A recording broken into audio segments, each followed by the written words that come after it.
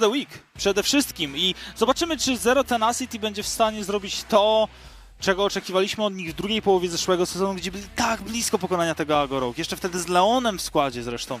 Tak blisko, no dosłownie otarli się wręcz o to zwycięstwo, ale Go od porażenia to już w tym momencie się pojawia i Rabel, on chyba przesadza, no chyba musi zdawać sobie sprawę, że jest tu Sebex, flash i atakują holenderskiego junglera, ten flashuje do tyłu, Exos użyty i to pierwsza eliminacja, RGO może tego pożałować, Promiscu i Laker w sercu tych wydarzeń, ale to finalnie Night z eliminacją dla zakapturzonych. Drużyna zawołana na górę, Mumus poobijany, błyskiem dysponuje, ale dopiero za chwilę, więc można go poszukać.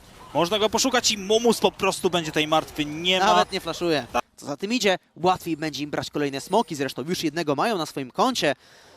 I obawiam się, że jeżeli Z10 nie zacznie tu interweniować, to ta gra może wymknąć się spod kontroli, a skoro mowa o dociskaniu, to proszę bardzo, Promiscu na chwilę opuszcza bota i Laker momentalnie wyłapany, świetna reakcja, a to jeszcze nie koniec. To jeszcze nie koniec, bo Promiscu będzie musiał służyć swój błysk również i chciałeś interwencji, to masz. Hypercarry czują się stabilnie. No i zobaczymy, jak teraz się poczuje Laker, bo zobacz, jak mocno jest obijany w tym przypadku i dosłownie zostanie wyeliminowany przez Mumusa z tej kanonady, ale widzimy, że Rabel nadchodzi, aby tutaj być może znaleźć jakiś rewanż, ale to będzie tylko i wyłącznie 1 za 1. Tego smoka i teraz muszą tylko stąd uciec. Siruzaki poszuka jednak wrogiego junglera i rozpoczyna się walka. Ale czy będą w stanie uciec z tej sytuacji, bo widzimy, że jeszcze tutaj starał się użyć smite'a, ale to RGO wydaje się być pogubione. Ten podszedł za daleko na linii, bo ten gdzieś tam się zagubił, poszedł do krzaka. Więc może teraz w końcu taka akcja, na którą czekałem. Laker raz jeszcze wzięty na celownik i raz jeszcze wymazany. Na pewno nie będzie łatwo zadawać tak wielu obrażeń, prawda? Bo tutaj wchodzisz w to terytorium beczek Gangplank, a tutaj nagle znajdujesz się w zasięgu Lisandro. Jasny Teraz gwint. cóż za bomba! Wejdą. Spokojnie, oni tu nie wejdą. Ja im ufam. No, bo nie muszą wchodzić. To Ryuzaki się na nich rzuci i błyskawicznie wymarzył Lakera. Po raz czwarty w tym spotkaniu. Promiscu również do niego dołączy. Ile razy jeszcze Zero Tenacity pozbawi życia bottom RGO. Niwak, czy użyje tutaj smoka, żeby zberstować Leci tego Barona kanonada, Shora? Nie, ale są oni po prostu go wzięli. Ale czy będą w stanie uciec, Piotrek? Bo zobacz, w tym momencie wyłapany zostaje od razu Rabel, ale... Ale w kolejnym krzaku zostanie już zespotowany. Tylko Knight i Promiscu muszą brać nogi za pas. I szwedzki wspierający zostanie tu oddany. Ale trzeba przyznać, ta akcja dywersyjna od Sebexa wyglądała naprawdę obiecująco, choć tylko wspierający dostał złapany. I jeszcze Laker ma przerwany recall, więc ostatecznie to będą 2 zabójstwa na konto właśnie Zero Tenacity, o ile to nie będzie execute, ale nie, to nie może być execute. Spróbuję po niego pójść, pamiętajmy te możliwości skoków. Jeszcze pazur do przodu, flash kupiony.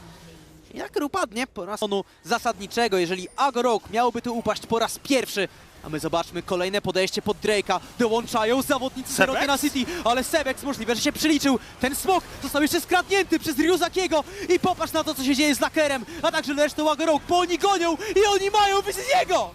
Oni mają wizję z jego i RGO ostatecznie nie upadnie! 13-0, perfect split nadal jest możliwy i co z tego, że byli do tyłu 4000, nadal są przy życiu. I jaka czarna magia ich chroni, Kasper, bo to jest po prostu nienormalne, że tak często umykają, mimo tego, że nóż jest przystawiony prosto do ich gardła. To raz jeszcze podopieczni Bloomingana, którzy jakimś cudem znajdują wyjście z opresji. Cóż za spotkanie w wykonaniu jednej i drugiej drużyny. Z10 finalnie kończy pokonane. Ale myślę, że w dobrych nastrojach pójdą spać, bo dali nam kawałek dobrego lola i przez długi czas stanowili ogromne zagrożenie dla RGO. Night, good to have you here. Hello again. And my first question is, how did you got away with that win? Is that even legal? Honestly, I don't really know either, but I guess we just out-macroed them at some point and yeah, ran away with the win somehow. I mean, yeah, you done just that, but tell me, how did you feel during the game? How was the communication and what did you think, guys, about the game state? Because for the most part, it wasn't in your favor at all. Yeah, I mean, like it was really hard in mid-game after we made some mistakes in the early game on bot side, like for us to come back. But yeah, we were talking a lot about sneaking Baron because we have a really good Baron comp, and the enemy was kind of pressured, right? Because we got Drakes early, so they don't want to let our comp get to soul point, I guess, because we have quite good scaling with Azia and Shyvana. And yeah, I guess at some point they just like had a mental boom or something, I don't know, and we got Baron, and then we kind of got Dragon, and then yeah, it was kind of stable again, and we felt pretty confident we will win the game.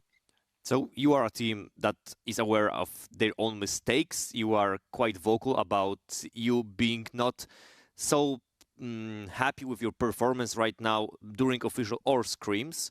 Yes, it is something you are working on right now, but does it, on the other hand, makes you like more confident in yourself? Because you had this really close match against Illuminar Gaming at Z10. In both matches you could lose, yet you win with clutch plays, clutch team fights. Does it build any like morals and confidence in your skill? You can even win matches that looks lost from the standpoint. I mean, in a way, yes, because it makes you confident that even though you're like kind of slumping the split, right, and we are not showing the greatest performance, even though we have like a great addition with Promise Q in our team, that we still are capable of stomping the league, if you want to call it that. With Yeah, games we like can this, call I it guess. that. It's 14-0. Yeah, but in the long run, it's also kind of like our goal is EU Masters, right? And of course, we want to win EU Masters. Like that should be every top tier team's goal in the end of the split. And in a way, it's worrying, right? Like because time is kind of running out, and we are still not at the level where we would like to be. But we are also like a lot of our mistakes are like kind of they're really fixable, right? We just kind of have to fix them. So it also gives you like confidence in a way that if you work hard, you will be able to fix it and yeah, show a good performance when it matters for playoffs in Ultraliga and eventually your Masters, right?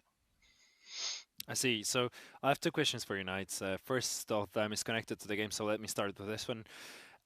During draft, we've seen you first pick Volibear, which was pretty surprising to me because it felt like there were so many better picks there, but you also let them have Lucian Nami. So was it... and we also seen the Bromban, which was also kind of surprising. So in my mind, you were preparing Kalista plus something, and it felt like you had Kalista in mind against Lucian Nami, but it also felt like you, I mean, your bot lane, not you necessarily, but your bot lane wasn't necessarily aware of what Lucian Nami can do at any point of the game since Lucker died so many times. So was it something you prepared in advance? And also, how do you feel that the quote-unquote draft trap worked out in the end? I mean, personally, I would say the draft trap, I guess, worked out. It's just that we had some miscommunications, and then it snowballs really quickly, right? Against a combo like Lucian Nami. It's very hard to come back from if you're behind, especially playing a champion like Kalista. It's like really feast or famine. If you fall behind, you're very sad. As you could probably see, Laka was not the happiest he's ever been in that game. But yeah, without giving away too much of like our strategy with our draft, it was kind of expected for us for them to go Lucian Nami, and yeah, the Braum ban might seem a bit weird, right? But I think I don't want to give it away, but I think it makes sense, and yeah, maybe we can see some more nice draft traps in the future.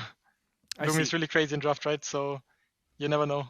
Yeah, definitely. And you've been experimenting with the drafts all split long, so it's not as surprising. And I wanted to also ask you about your screen performances, because this is something we've been talking about with pretty much every single Agarok player this split, and pretty much every single one of you always says, we're not doing too hot in scrims right now. We've heard, I think, last week or 2 weeks ago that scrims were a little bit better, but I want to hear the newest update from you. How are scrims? Do you feel any confidence at all? Because...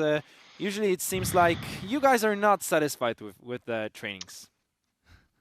Yeah, I mean, scrims can always go better, right? And I think we kind of have the same problem as we have in Ultraliga, that we are quite inconsistent. Like one game we play like the best game of our lives, the next game we're just completely inting and like everybody wants to have F at 15. And yeah, that's just something I guess we have to get under control. I'm not sure what exactly the problem is at this point, but we will find out eventually, right? And fix it, I hope. Yeah, but yeah, it's not the greatest, but you know, it's going upward, I guess, our scrim performances. Okay. Good. It's getting better. That's what I wanted to hear. Yeah, we're glad to hear that. And Knight, coming back to Ultraliga and official matches, I think it's safe to say that in this game, Z10 pushed you a little bit and tested your limits, just a bit, just a tad. And there's still Eliminar Gaming in the future games of the second half of regular split. Do you feel like Eliminar Gaming is going to be even more of a challenge than Z10? How do you perceive the strength of those two particular teams, since these are your greatest rivals during the season? Yeah, I hope they won't be even more of a problem for us, but you never know, right? They've been looking pretty decent recently, so yeah, we will have to keep a good mental, have good draft prepared, and play like humans, and I think it should not be a problem for us. Okay, I wish you exactly that, to Korean advice. play like humans, you know? Yeah, Yes. I mean, that's it. Thank you for this interview, and as always, nearing towards the end, shout out anyone you want, Knight. Shout out to my girlfriend. Good night.